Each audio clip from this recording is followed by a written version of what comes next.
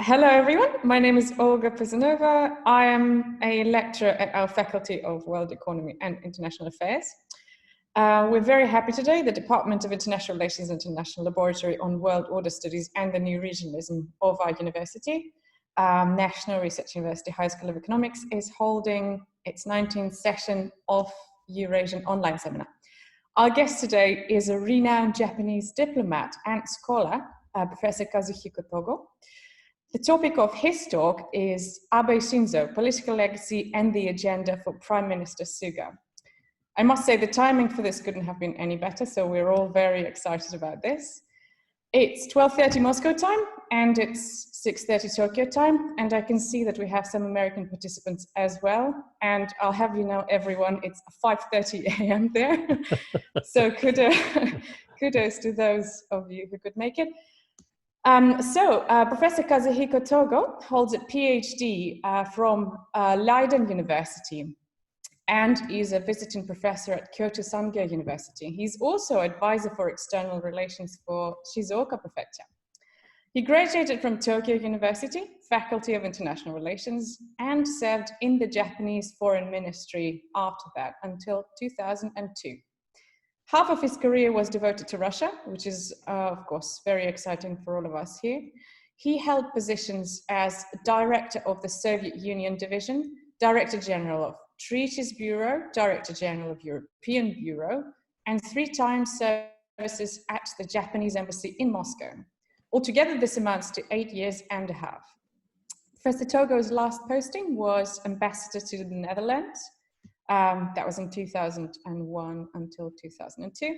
Since then, he taught at universities abroad, including those in Leiden, Princeton, and Seoul National University as well. He then joined Kyoto Sangyo University in 2009 as professor and director of the Institute for World Affairs and remained there for 10 years. His current research interests include international politics and Japanese foreign security policy in East Asia, territorial problems and historical memory in Northeast Asia, and identity and civilization dialogue. And his recent publications in English include Japan's Foreign Policy, 1945 to 2009. That came out in 2010. He was also co-editor of East Asia's Haunted Present, Historical Memories and the Resurgence of Nationalism. He was editor of Japan and Reconciliation Post-War Asia, the Murayama Statement and its Implications, and he was co-editor of Building Confidence in East Asia, Maritime Conflicts, Interdependence, and Asian Identity Thinking. Of course, these are not the only publications of Professor Togo. For more of them, you can refer to his website that I'm going to post in the chat later on. This is it for the introduction. It's the usual format of the seminar today. For those of you who are familiar, and for those who aren't, if you'd like to ask a question, please put your name down and question if you wish in the chat, and you will be called out during the Q&A session. Now, finally, I've already asked that, but if we could please ask you once again to use your real names, that'd be very helpful. Thanks a lot.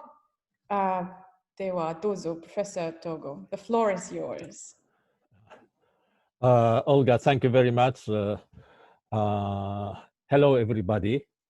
Good morning for those who are attending from America, and good afternoon for those who are attending from Moscow, and good evening for those who are attending from Japan. I don't know what time is it in India. I suppose it's somewhere between Moscow and Japan. I'm greatly honored to be invited tonight and to speak something about recent change of the leadership in Japan. The subject I was given was Abe Shinzo's political legacy and the agenda for Prime Minister Suga. But naturally, since I have been a specialist in the area of foreign policy, I assume that this political legacy implies foreign security policy legacy. So I would like to start with my evaluation of Shinzo Abe as Prime Minister in handling Japan's foreign security policy for 7 years and a half. And I have a very high reputation. I have a very high evaluation on Shinzo Abe in the sense that he has been a unique strategic thinker. I want to explain it from 3 perspectives. Why strategic thinker? First, he had some way of or other sense of power. When surrounded by antagonistic situation, he has some instinct to mobilize powers which he is able to. Naturally, Japan has no power in dropping bombs. But there are certain power which is available for him, and more often than other, he has utilized this power as deterrence. Deterrence has been an extremely important factor in his power thinking, but as we all know, if we utilize power in terms of deterrence, then there emerges this security dilemma that the other side would find threat from this. So dialogue should follow, and Abe has done it very well. Deterrence and then dialogue. That's the first point.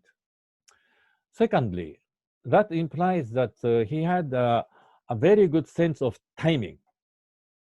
This sequence of deterrence and dialogue itself is a very important sense of sequence or timing. But not only that, those foreign policy, security policy issues which he has handled during his tenure for 7 years and 8 months were all very difficult issues. If he has tried to resolve them in one go, in one basket, it would have been impossible. So if you look back the whole situation, you find an amazing choice of difficult issues one by one, not put into one basket, all difficult issues, but resolving it one by one in an amazing sequence, this sense of timing. The third point, which I want to underline, is his sense of objectives. Shinzo Abe had clearly in his mind some long-term objectives which he considered to serve Japan's national interest. And naturally, this was a value-related judgment, and so there were people in Japan or elsewhere outside who agreed to his view or who has disagreed. But whatever the others thinking, Abe was unwavering on some of the important long-term objectives. At the same time, in implementing these objectives, he had sufficient pragmatism and a sense of balance. In other words, Abe was known in Japan to have big ears, ability to listen to others, and particularly ability to listen the good advisors whom he has gathered around him. So even if his long-term objectives have never been unwavered, stayed firm, the actual policy implementation he did was sometimes very flexible, and he took some differing decision slightly different from his the original purposes, which he considered necessary, this flexibility, which he considered necessary for actual policy implementation as Prime Minister. Now, in concrete terms, what did they mean? I think I should first explain his policy toward the United States, which have combined all these things and which was an undoubted success. 2013, first year after he became prime minister, he strengthened the system of security inside Japan. He established national security system, first above all, National Security Council, National Security Secretariat, and National Security Strategy, the key word becoming positive pacifism. Positive pacifism. And then from 2014 to 2016, for 3 years, he had concentrated effort in overcoming one of the most difficult security problems between Japan and the United States. And that issue was that the United States is now obligated to defend Japan when Japan is attacked, based on Article 5 of the 1960 Security Treaty. Whereas Japan, due to our interpretation of the Constitution, if an equivalent situation happened in the United States, Japan is prohibited to act, to take an equivalent measures or actions, which create a huge asymmetry. An asymmetry which we have, or at least those who have worked in the foreign ministry, have long thought that it has to be overcome. Nobody before Abe could do anything about it. Now, probably the ideal is to have the constitution revised, but that entailed a lot of domestic difficulty. So Abe opted to change the interpretation of Article 9 through establishing new law.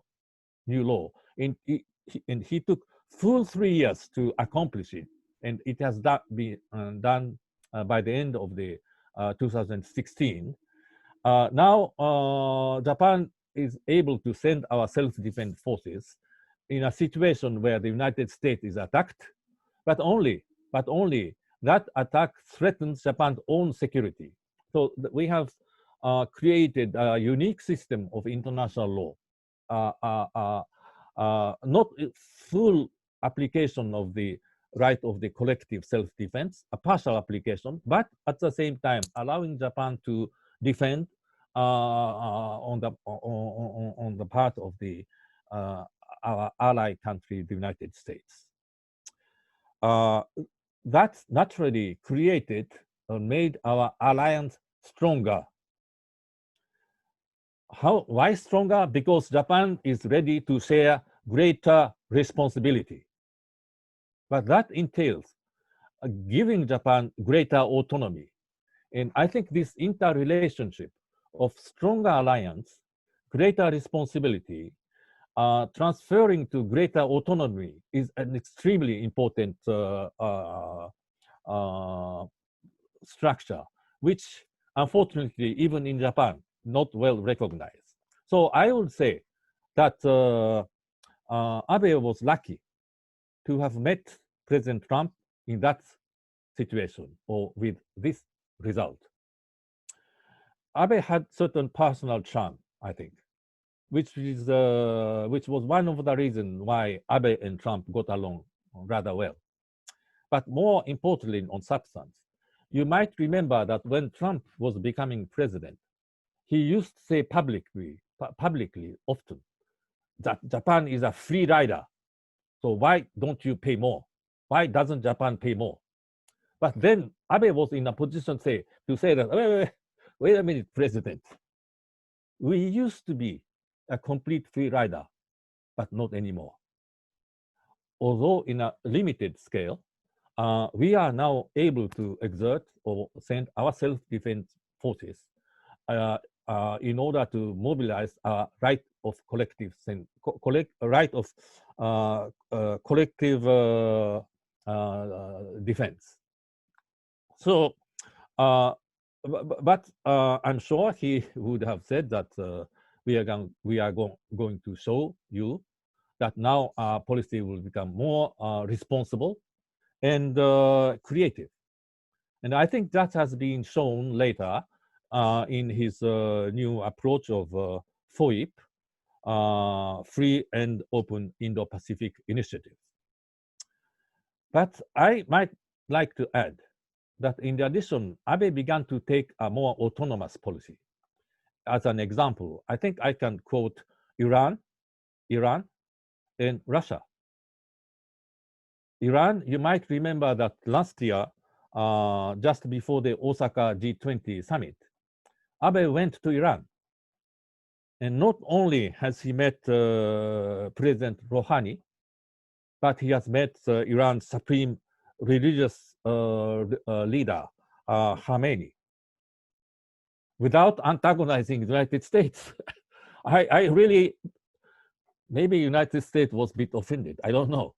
But that has not created any major bilateral issues between Japan and the United States. Russia, for 7 years and 8 months during his tenure, Abe did everything to improve substantially our relationship. Of course, after the Crimean incident in 2014, when G7 introduced sanctions, Japan was not in a position to get out from G7. So Japan joined the sanctions, but in a moderate manner, trying to adopt an overall policy of deepening our relationship with an unwavering attitude. And that he managed to do it without really antagonizing the G7 and the United States, but clearly a more autonomous policy than it used to be. Now, I think I have to turn into our relationship to China, which I consider to be the second success. Now, one word about the fundamentals. As I said, United States is an important ally. We have been kept on saying that this is the cornerstone security policy, which was true, which is true. But China, what is China for Japan? China is our neighboring country, so close to Japan. And it is a rising big power on all spheres. Also, Japan and China has long time, very complex historic relationship. So while relations with the United States is that important, Japan is not strategic, in my view, strategically in a position to cut away our relations in its entirety, in its entirety with China. Some way or other, we have to manage keeping our relationship with China. And mind you, this is not an easy balancing. But I think Abe, in the course of 7 years and a half, he has done it very well. In particular, we have to take note that when Abe started his prime ministership, 2012 was such a difficult year for Japan and China because of some of the sequence of events led in September that China began sending their coastal guard vessels into the territorial waters of the Senkaku Islands with a frequency and with a modality as they want to choose. Now, given the historic background of these Senkaku Islands, this is really no joke for Japan. This was a real problem for Japan. So, as I said at the beginning, with the sense of Abe's power, Abe's relations with China started, rightly, I think, in my view, with deterrence. So he has strengthened Japan's power of maritime self-defense forces and Japan's power of our coastal guards with a new islands defense strategy. So dialogue followed timidly. The first Abe-Xi Jinping meeting took place only on October 2014.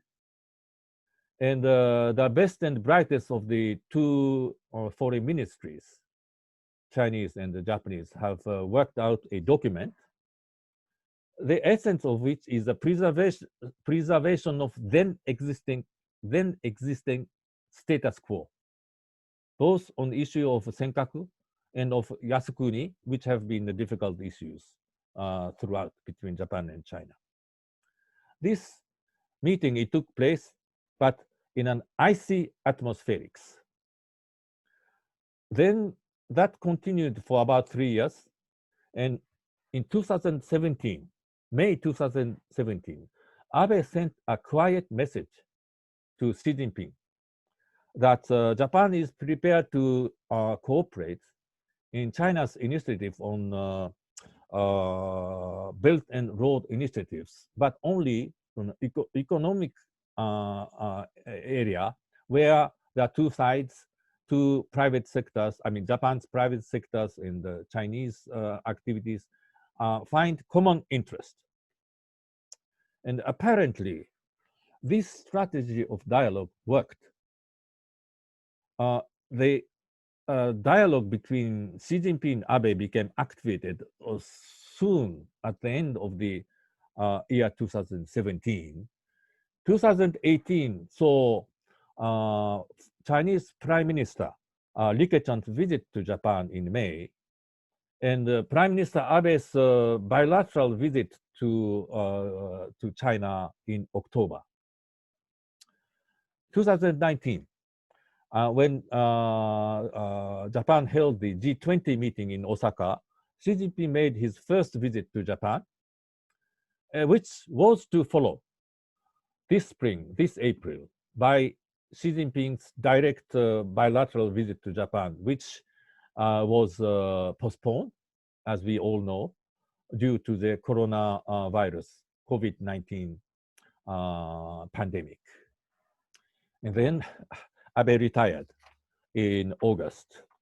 But sum up this, I think Abe managed to create stronger relations with the United States with these three elements: stronger alliance, greater responsibility, adding to greater autonomy, while keeping this reasonable relations with China without antagonizing the United States. But naturally, Abe could not succeed in all areas. I think it's very noteworthy to remember the first press conference on August the 28th, when he announced to the Japanese people and to the world that he's going to retire, that he had 3 issues which he regret not having been able to accomplish. First issue was constitutional revision. Second issue was abduction issue towards North Korea. And third issue of the question or inability of having accomplished that peace treaty with Russia. Constitution. Yes, we know that right from the beginning, it was a banner. It was an objective which Abe said that during my tenure, I'm going to revise the constitution. But as I have explained, the most delicate and touchy question of the of Article 9, particularly related to the ability of implementing the right of collective self-defense. He has virtually, at least partially, but virtually changed the system, changed that aspect. The most important, most delicate aspect has already been done. And also, you have to take note that the pacifist approach, pacifist thinking in Japanese public opinion is still very strong. There are sizable people who really do not want to touch Article 9. And in that situation, I fully sort of appreciate that Abe has said at this meeting that his banner will be there, and he regrets that this banner has not been achieved. But in reality, had he stayed for another 2 years, would he have had real opportunity to have implemented? I do not exactly know, but sometimes I wonder. Abduction, yes. I think Abe has an obligation towards his people, and particularly to the families of the abducted people, that he is going to have at least once solid meeting with Kim Jong-un, and do his best to get back the still remaining abducted people. But I think to realize it, there is a need, there's a necessity that international environment would allow him to let do this. And that depends on the relationship which exists between the United States and North Korea. At the beginning of Trump presidency, everybody was well, concerned or excited about the development of that dialogue. But now that dialogue has stopped. There is no international environment conducive for this kind of dialogue. And I'm sure that Abe himself and his surrounding diplomats and others have done their best to realize the direct meeting between Abe and Kim Jong-un. The Japanese government is repeatedly announcing that without any precondition, Abe is prepared to meet Kim Jong-un. But I don't think that would have been possible without certain basic change of the tone of the dialogue between North Korea and the United States. And that did not happen before Abe's resignation in August. So sorry for Abe and those who have worked for Abe to realize this meeting, but it did not work. Now, that leaves us Russia. What is Abe's strategic view on Russia? I repeat a little bit of what I already said, that Japan needs to keep good relations. I mean, solid relations with the United States while keeping certain minimally acceptable relations with China. So for any Japanese prime minister, inclusive Abe and his successor, the primary task is to have, to continue to have this balanced approach both to the United States and to China, not to make mistake there. This is the primary objective, number one, strategic objective for any Japanese leader. But the second objective, in my view, is to have trustworthy and reliable diplomatic partner within the region where Japan has its the greatest stake, which is Northeast Asia. Who or which countries are the candidate for this trustworthy partner? I can think of only two countries. One is South Korea, and another is Russia. Well, South Korea, we know that the relationship between Japan and South Korea are really at the bottom. And I think partly Abe is responsible. And although I am such an admirer of Abe's foreign security policy, the 2 years he has spent in relation to South Korea, there has been clear, in my view, some excessive factors, which was, in my view, not conducive for the Japan's long-term interest. Now, Russia, completely different. Abe, for 7 years, 8 months, have done everything possible to change the paradigm of our relationship. And for this, Abe has taken approach of holistic, overall, wide range, including improvement of economic cooperation, 8-point program, which he has as early as 2013 proposed. Recently, a cooperation of Yamal LNG project cooperation. Security cooperation. Don't forget that at his first visit to Moscow, Abe proposed to hold 2+2 meetings.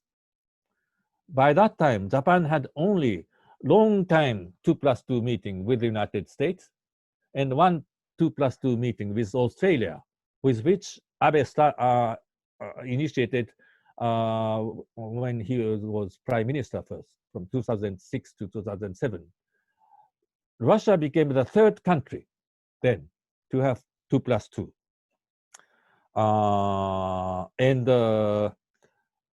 in his view, the culminating agreement to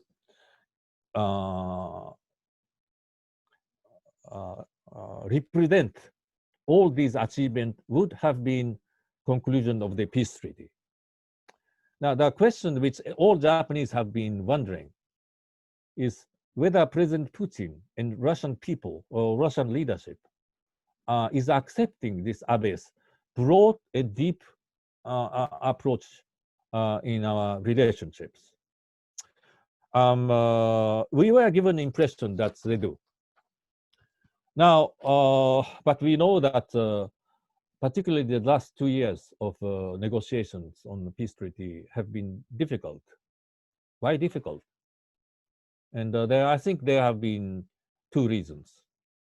One, for this exacerbation of US-Russia relationship, getting worse and worse and worse. Now, peace treaty envisages creating peace and trust between the 2 countries. So in that circumstances, in a way, Russia is legitimate in asking as much as detachment of Japan from its security relations with the United States, from the United States. But then what should be Japan's initiative? It should be Japan's initiative. In my view, Japan's initiative should be, and I think that was the thinking of the Prime Minister, although I have never spoken this with the Prime Minister, but that is my understanding, that Japan would explain to Russia that trustworthy relations between the 2 countries benefit both Japan and Russia. But in concrete terms, these 2 approaches would have might have differing position on concrete issues.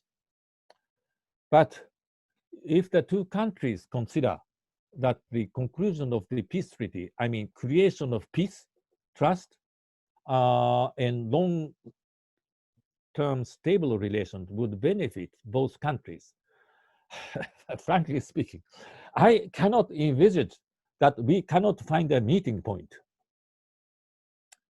Apparently, we have not found a meeting point yet. Why could we not have? I don't know. Second issue, which made our agreement difficult, territorial issue. But in Singapore, in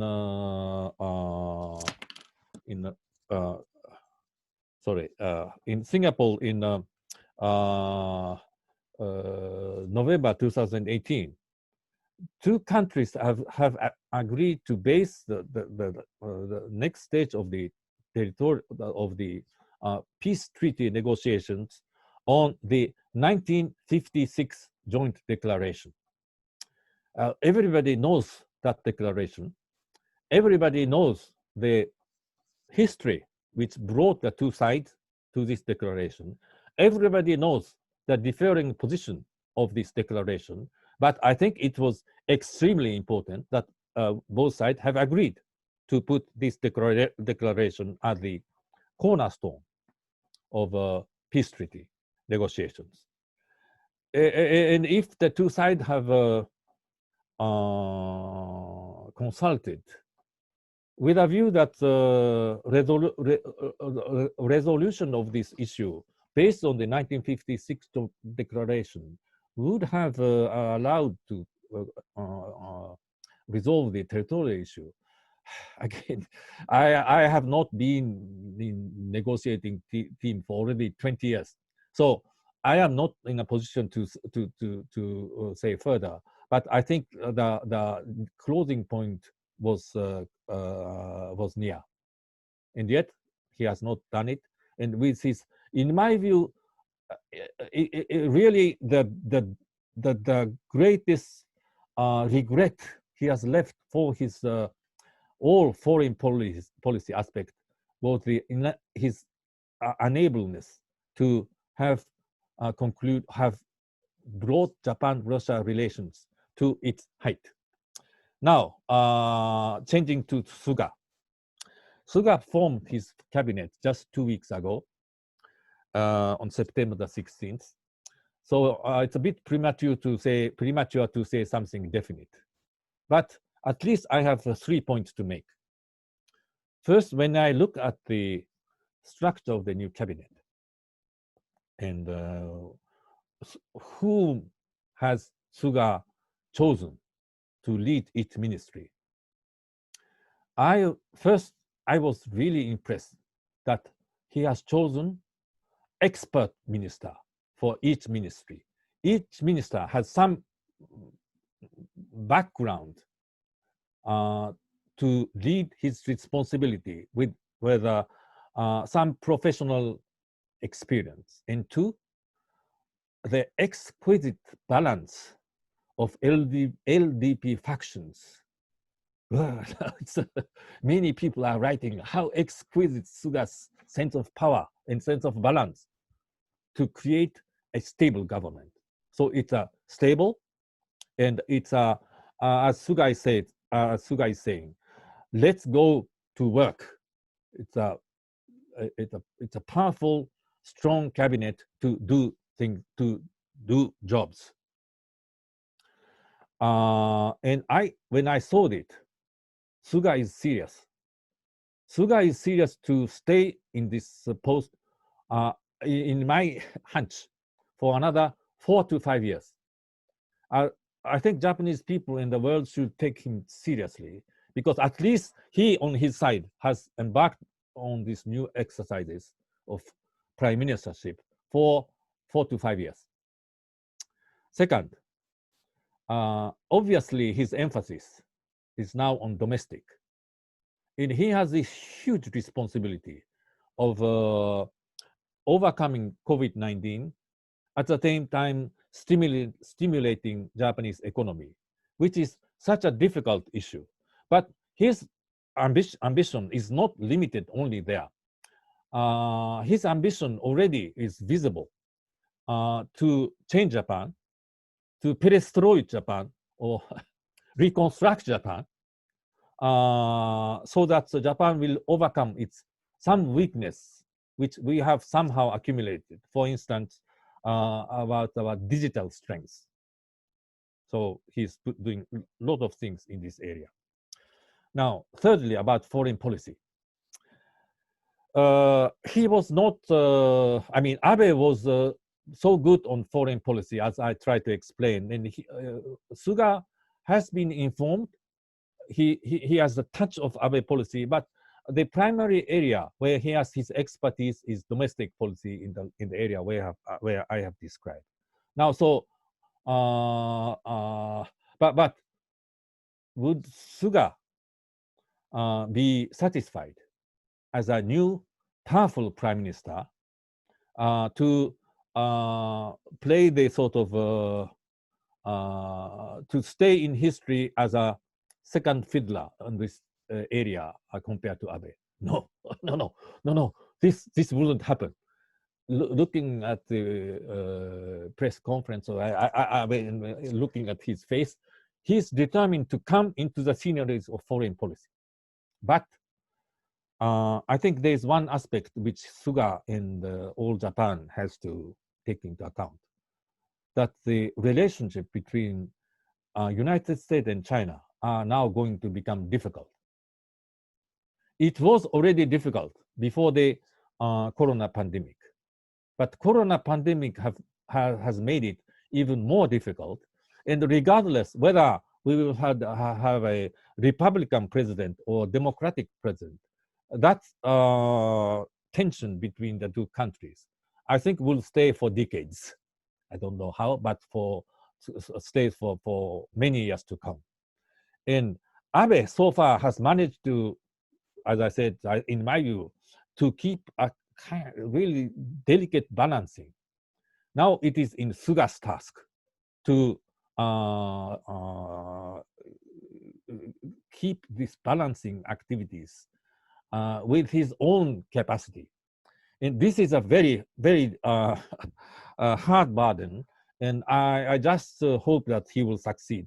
Now things are moving reasonably well. That in October, we know that Pompeo and Yang Yi both are coming to Japan to have foreign ministerial talks. But every newspaper is writing that Suga is going to meet each of them respectively. Now, lastly, in concluding, I think I have to say something about Suga's Russia policy. Well, today is that day before the big day, tomorrow, when Abe, sorry, Suga and Putin are going to have their telephone conversation. I pray to God that this telephone conversation would start smoothly. I mean, effectively.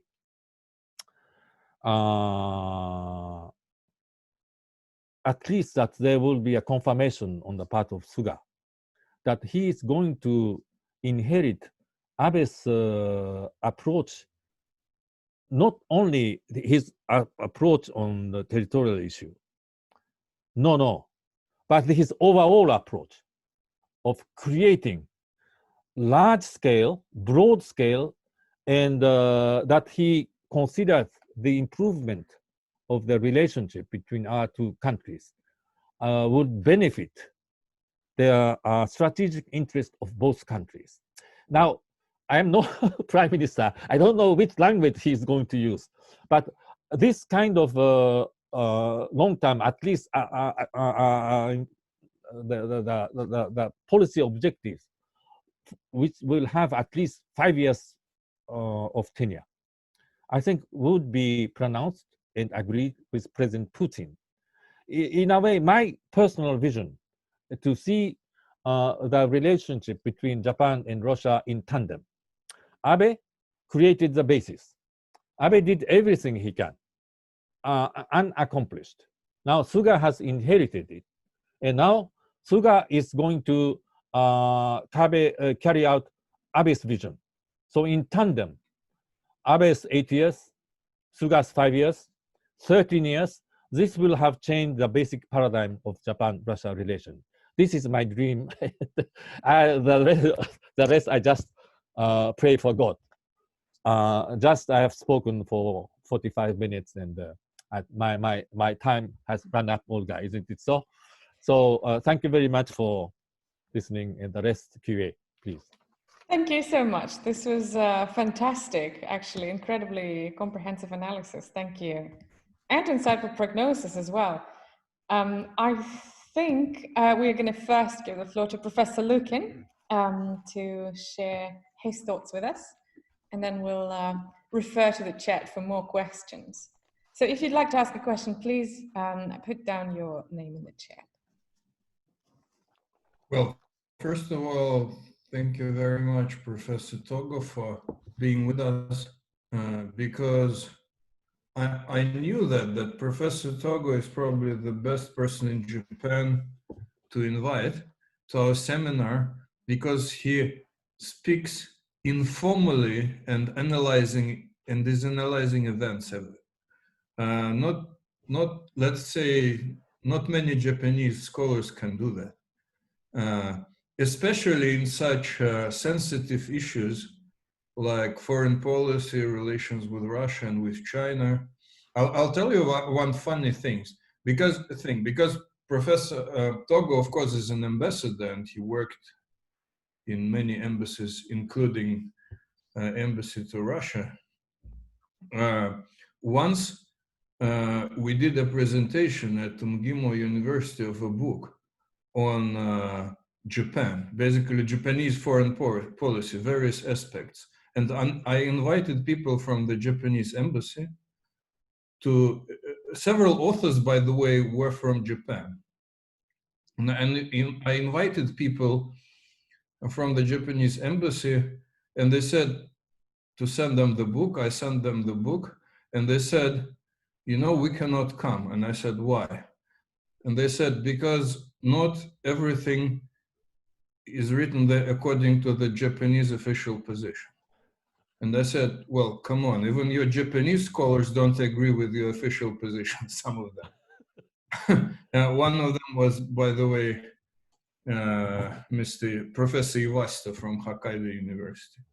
Well, I told them, you can come here and you know, express your official position if you wish, but it's strange to expect that among many international authors, everyone would adhere to the Japanese official position. So I'm quite sure that if Mr. Togo were ambassador at that time, he would have come to our presentation, of course, because he is a great scholar and thinker. Well, but I also have a question. I mean, I have no direct connection with God, so I cannot ask God, but so I ask Professor Togo, could you be more specific about possible position of Togo on Russian-Chinese, on Russian-Japanese relations? Because I read some of his statements. He actually made already some statements, like he said that he will do his best to clarify the problem of ownership of the islands. But I think it was a very smart expression, because you can clarify that they belong to Japan, for example. You can clarify that some of them belong to Russia. So you can, the term of clarify is very diplomatic. You know, you can actually clarify. I don't know what was the Japanese word for that, but an English word you can use in many ways. It depends on what you are going to clarify. But basically, I have this impression that he wants to continue this policy of Abe, at least in terms of being very serious in negotiations with Russia. But I'm not sure if I'm right or wrong. Please correct me if I'm wrong. Thank you. Thank you for Alexander. Thank you for your kind words about my behavior. But as you know, I am now free scholar for nearly 20 years. So I am more free to say anything which I personally think. Had I still been a diplomat, I think my presentation were somehow more restricted. But you know, anyway, now about the territorial negotiations. Well, the negotiations, the real negotiation which took form of the 1956 joint declaration. Now, it's no secret that Russia basically agreed to transfer the two smaller islands with the absolute condition that that is it, no more. And there has to be a frontier, borderline, put between the two smaller islands and the large island. And Japan said that, well, this doesn't conform to our thinking of ownership, and that two smaller islands are not enough, and we are asking two big islands too. And so that Russia said, well, forget about the two big islands. No way. And so no agreement was reached. And the famous Clause 9, which is a result of a deep thinking of two diplomatic service, have been drawn down. And since then, the negotiations are continuing and on and on and on. Now, so if you really want to pin down what is the thinking behind it, that Japan considers it righteous to own the four islands. That is a starting point. But and I am describing this situation as a scholar. I think this is objective situation. But now the two sides are wanting to reach an agreement. And we have taken the 1956 joint declaration as the sole basis, as the only basis of further negotiations. Then the rest will be in the hand of the Prime Minister, President, and those small number of the people who surround them. How to get a compromise solution. This is critical point of negotiations. And so other than describing the history which has developed, I think I have to be careful not to sort of provoke unnecessary situation. And in my understanding, the two sides are having serious talks. But if we can take the 1956 joint declaration as a basis of the negotiations, after all, there are some areas where, from where we can reach an agreement, I suppose. Two sides have to consider very seriously. And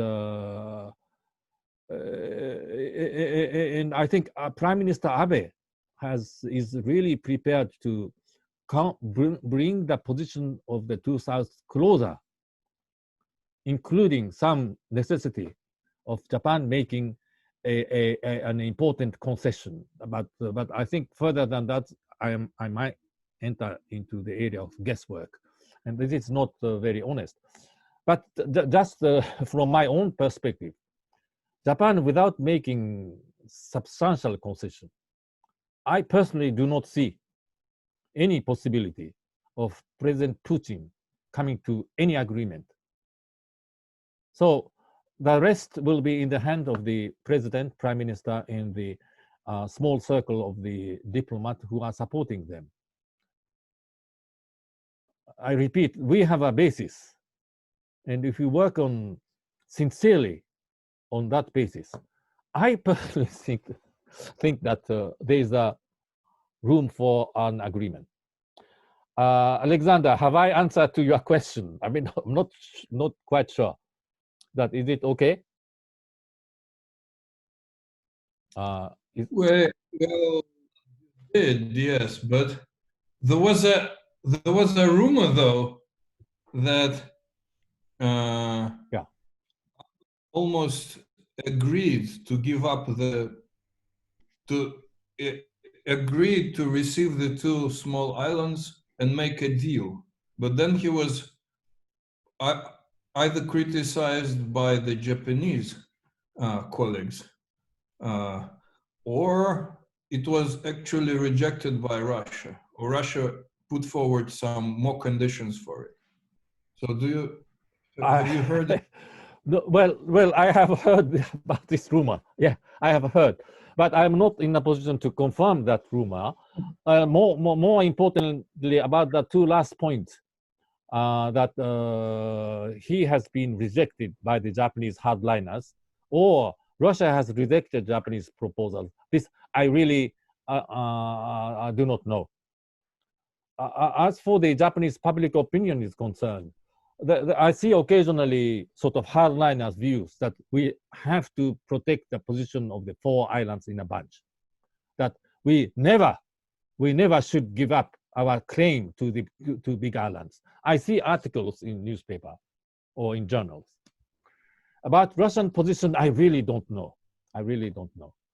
So as I said, I think as a basis, 1956 Joint Declaration is very important. And it is important for me that the two sides are continuing their negotiations based on that declaration. But further than that, I think it's beyond my ability to give a precise answer. Right, okay, well, thank you so much for this. We actually have so many questions in the chat at the moment. I also wanted to say that if any of you are raising your hand, I wouldn't be able to see that, I don't think, because we have 55 participants now.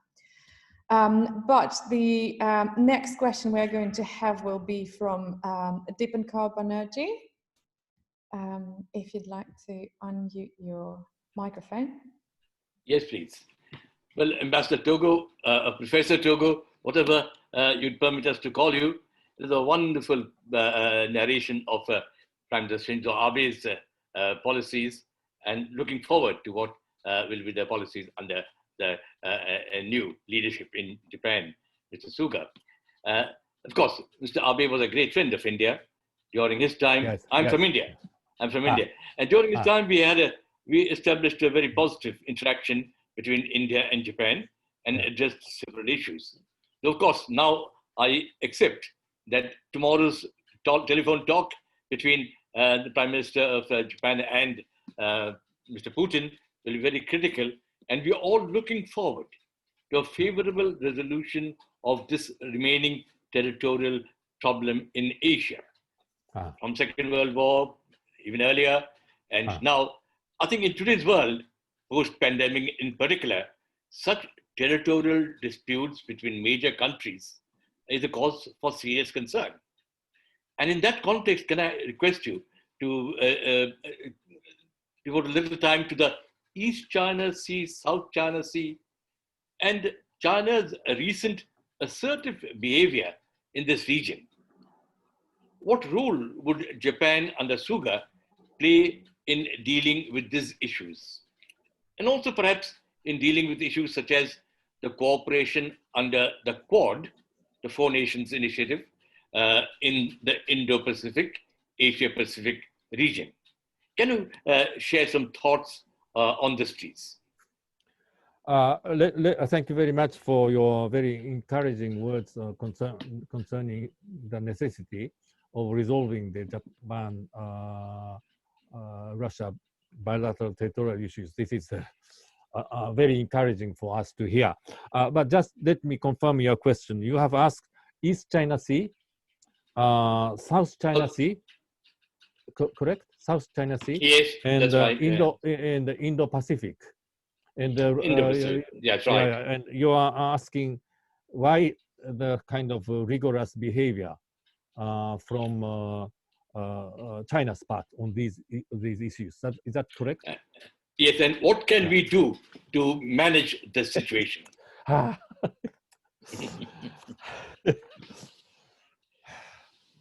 You know, my frank feeling is that the United States result related to COVID-19 disaster. Sorry to say this to my American friend. Okay. Japan, as I said, Suga is facing a difficult task in itself in Japan. But if you observe the whole world situation,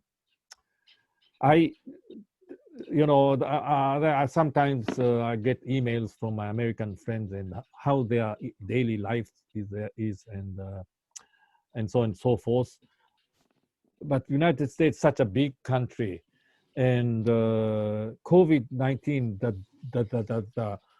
most difficult aspect of COVID-19 is that we do not know exactly where the virus is located. But after all, politics, I mean, governing it is a result of politics, political decisions. The numbers of the infected people are increasing. Not only the infected, but the number of the deaths. And obviously, in this weakened position, for the Americans, it's such a serious issue. And here, I understand there's Chinese listeners here. But for my Chinese friends, if I have an occasion to speak informally, why don't they enjoy the fruit of these differing positions more with a broader heart? But it seems that the recent policy under Xi Jinping is pressuring many areas where people, these areas are rousing anxiety. The areas where you have mentioned all pertain in this approach. Well, the latest example is Hong Kong. But now it is, everybody says that Chinese Communist Party led by Xi Jinping is now so determined to implement their law directly into Hong Kong. Ultimately, it may be their position, ultimately. But the way to do this, at this point, when the United States position is suffering so heavily, is there not more grandiose way of dealing with the situation? But the rising pressure exactly indicates the opposites. Now, your last question. Is there not an effective way to cope better this situation? But this is a point which I hinted in giving my prediction of the difficulty for Prime Minister Suga to handle. But somehow China is stiffening their position. And that applies to India as well. And that applies to one part of the Indian-Chinese border, Bhutan, with which I really have a personal relationship. So if anything happens in Bhutan, I am flabbergasted. But that is just a small personal story. Is there not an effective way? Now, in Kyoto Sangyo University, I have had many scholars. One, a Chinese scholar from Shanghai, who has become Japanized, but who was partly Japanese, but who has maintained the spirit of the Chinese. A very interesting person to talk to work with. We have tried to come up with certain new approach to China on Kyoto Sangyo University way, that at least there should be a clear Japanese position thinking, but it is important to pay attention on how we tell those groups who have different views from others. If we take an approach that we have 100% of right, 100% of truth, Therefore, you are wrong 100%. There will be some antipathy emerging from there. And particularly, I think we have to take into consideration is Chinese are proud people. And consider that now it is the turn for them to become the strongest country in the world. To talk to Chinese who are in that mentality.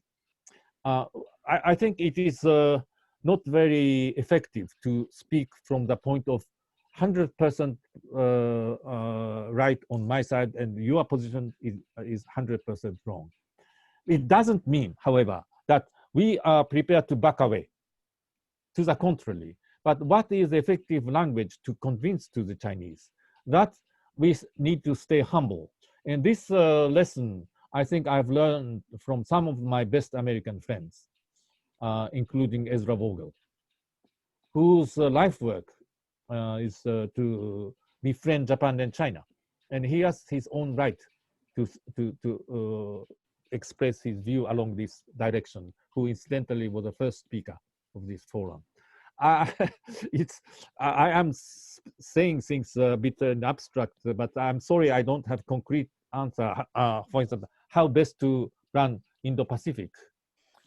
But so Indo-Pacific approach, I think, is a very, very careful way, at least from the Japanese side, to enhance cooperation between Japan, United States, India, and Australia, but at the same time, increasing our approach through Indian Ocean, but you know, not necessarily enter into face-to-face rivalry with the approach which China is trying. China is implementing there. I think I may be wrong, but in my understanding, it is at least seen from Japan, it is a very careful approach to do things effectively, which would have values for the countries in the region. At the same time, not entering into direct collision with China. Sorry, my answer, I know, is not. No, thank you very much indeed. No, that is very good indeed. Thank you. Some really tough questions for Togo-sensei today. I'm really tempted to ask about that person's story that has something to do with Bhutan, but perhaps later. Anyway, we now have something from Anna Kireva of Mgimo University. Yep. Togo-sama, konbanwa. Konbanwa. It's really great to see you, and thank you for your comprehensive analysis as always. So my question is also on the future, and well, a difficult one on the future of Russia-Japan relations. As you've mentioned previously, Abe has put a lot of efforts in improving in a comprehensive way Russia-Japan relations. So what do you think, what are future steps that the next government of Suga and also the Russian government should take for the change of paradigm in Russia-Japan relations, to use this base that Abe has already done with his efforts? So specifically, do you see any future for Russia-Japan cooperation in the Indo-Pacific in a kind of regional practical way? Thank you. Well, I think I have tried to answer at least partially to your question. I think it's important to bear some time frame.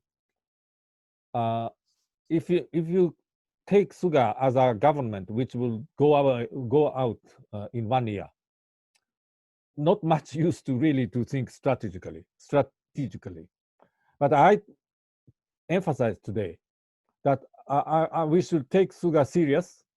A government which at least he wants to have 5 years, 4 to 5 years. Then there will be some calculation which we can, or the leadership can make. And the first important point is that to do things which are profitable to both with speed. That covers all economic issues, cultural, regional, and so on and so forth.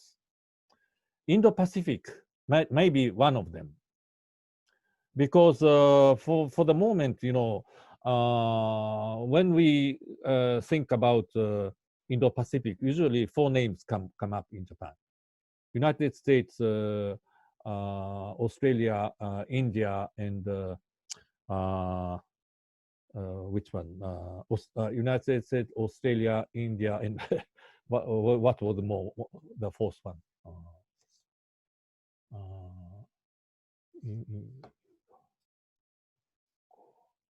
Japan. Japan, of course. Sorry. But why exclude Russia? Is there any anti-Russian aspect in it? To my best knowledge, this has not started with an anti-Russian thinking. But you know, Indo-Pacific, in my view, is a concept to align these countries and to start cooperation which would benefit the countries around, not necessarily antagonizing or not necessarily provoking China, with a view to make the China's approach of Belt and Road Initiative in a way compatible with these activities. Now, the question I might like to ask the Russians: what will be your position on this kind of Indo-Pacific? If there is an invitation coming from 4 countries, or in other words, if Japan takes the lead among the 4 countries to invite Russia there, would you come? And I think you have to take your national interest seriously, because I fully understand that at this point, when the basic relations between Russia and the Europe and America are so bad, in a way, Russia is bound to create good relations with China. Even if supposedly there are certain reservation on somewhere in your country that too much closeness with China is not in your national interest. For sure, nobody in your country would like to provoke China. That is not in your interest, I think. In that situation, how would you balance? But you see, I think if Japan and Russia are serious about concluding peace treaty, whatever the outcome on the territorial issue, Japan and Russia should talk these issues straightforwardly, candidly, not necessarily in public. How can 2 countries come to this very vital decision of concluding peace treaty without being able to have frank exchange and direct talks on these serious issues which would affect the whole region? So the whole issue is very holistic, but we still have 4 to 5 years to come. And I think if the determination, I hope that tomorrow some kind of determination will be shared by the 2 presidents. We can act without not becoming leisure. I mean, without becoming lazy. Thank you.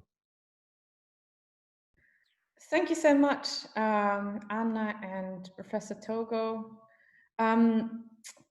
I think I'm going to ask something as well, just to abuse my power. I remember when I was in Tokyo after my talk in January, you were saying that we need to really hurry up with these. I think this is something close to some of the speakers mentioned in the last seminar as well.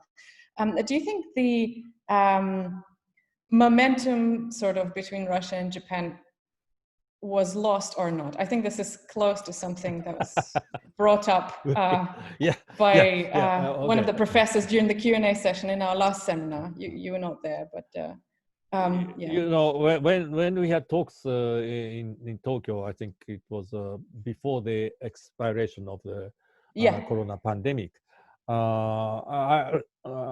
There was certain sense of concern, certain concern on our side that we need to hurry, because we thought that without Abe, things would disseminate.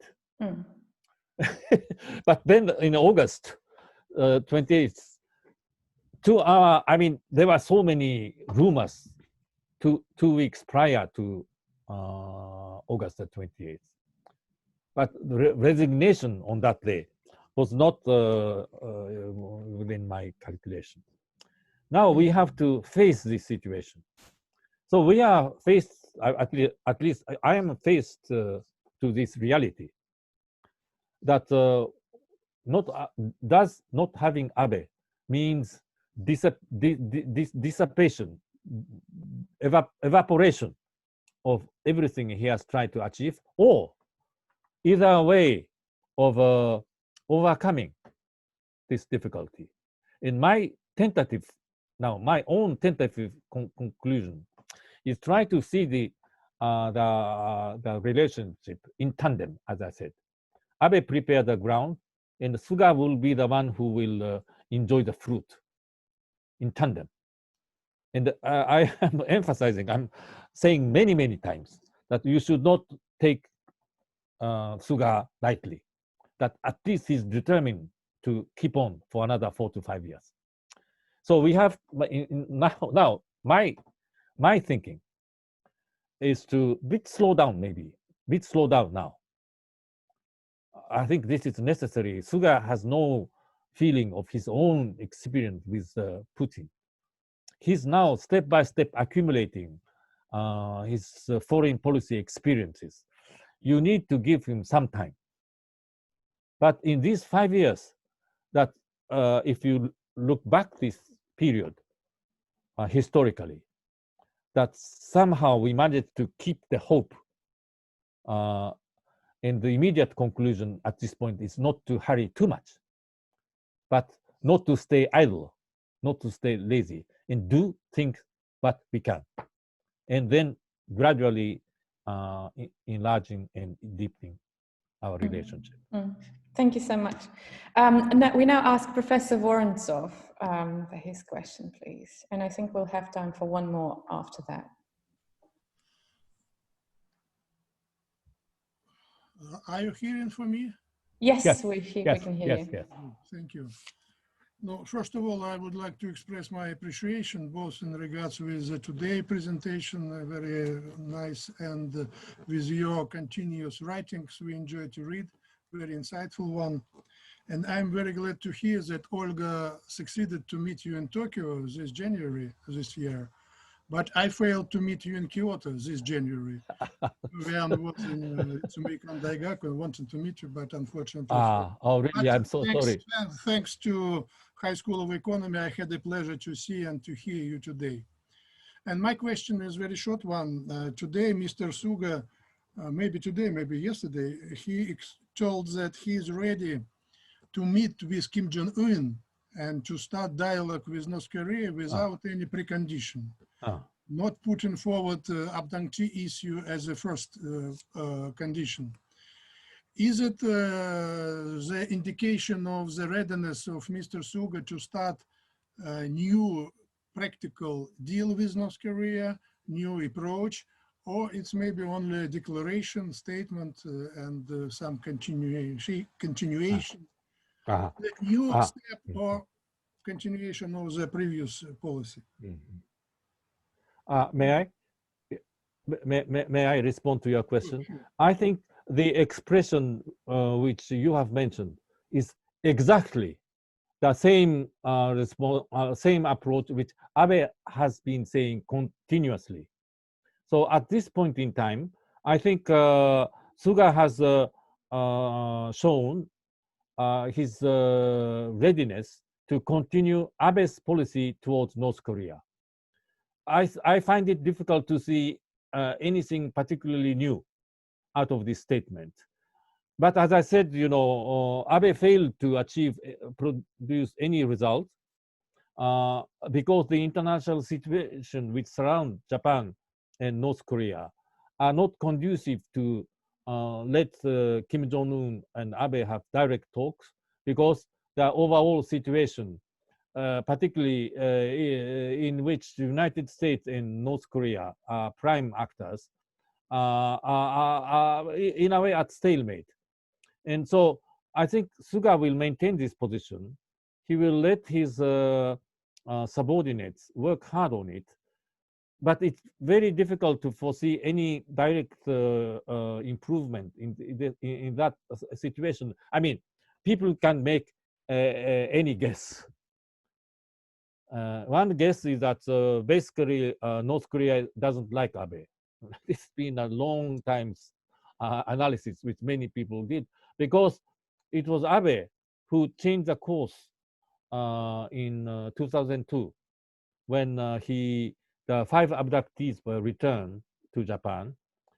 He was the position of Vice Secretary of Kanbo Fukuchokan. I mean, Cabinet Vice Cabinet Secretary, and he played a very important role in keeping these 5 in Japan. And according to some of the analysts, that was against the promise which was made by the team who realized this meeting. So North Korea has not forgotten about it. But I think North Korean leaders are realist enough. If they consider it profitable, I mean, in their own interest to meet Abe and come to an agreement, I think they would have done it. Now, Abe is gone and Suga, a complete newcomer, came. What will be Kim Jong-un's reaction? It's anybody guess. But with the materials which at least I have gathered so far, as I said, the wordings which you have mentioned sound exactly the same as what has been said by Abe, and Suga is going to push, but at least until the election is over, and until the new relationship with a newly elected president, be it Republican or Democrats, and their relations with them and North Korea will take certain form. I don't see much possibility that this issue moves forward. Thank you so much. Togo 先生、もう一つ質問ありますけど、どうぞ。時間は大丈夫ですか？僕の方は大丈夫です。Okay, so we have yeah. We have time for one more question. That be from Sergey Trushden, but could you please make it brief if possible? Thank you so much.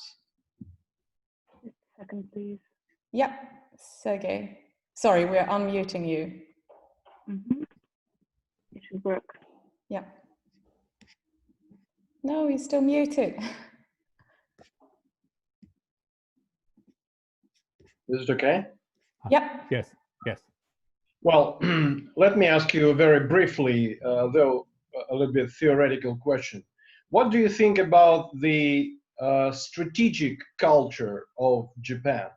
Being not as a practical diplomat, but as a political thinker, you definitely know, and you are familiar with this notion.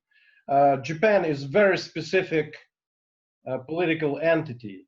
Its historical heritage, its island culture, its scarce of resources produced a specific strategic culture of Japan. What would you think? What is your reading of the main characteristic of it in comparison with Western, Russian, Chinese political or strategic culture? Thank you. I'm not quite sure how I can sum up the whole aspect of the strategic culture. But Well, if the yeah, main go thing is ahead. the way it has historical heritage, of course. How the nation, its government views the systemic challenges to its security. How it see the strong points or weak points of their own potential. How they uses strong and weak points of their potential in a specific way to Yeah. to rebuff the challenges to their security. Just in general, what's your? I think one way of responding to a question is go back to Japan's history. And do remember that from the time of Meiji Restoration until 1945, when we were defeated at World War II, it was a process of continuous war without practically interruption. War, bit of peace, war, bit of peace, and so on and so forth. And in a way, by our defeat in 1945, everything that we thought we have accumulated from the Meiji Restoration onwards, we have lost it. This pretty serious experience. So when the war ended, there was 7 years of occupation by the United States, relatively benign occupations from which the Japanese people regained its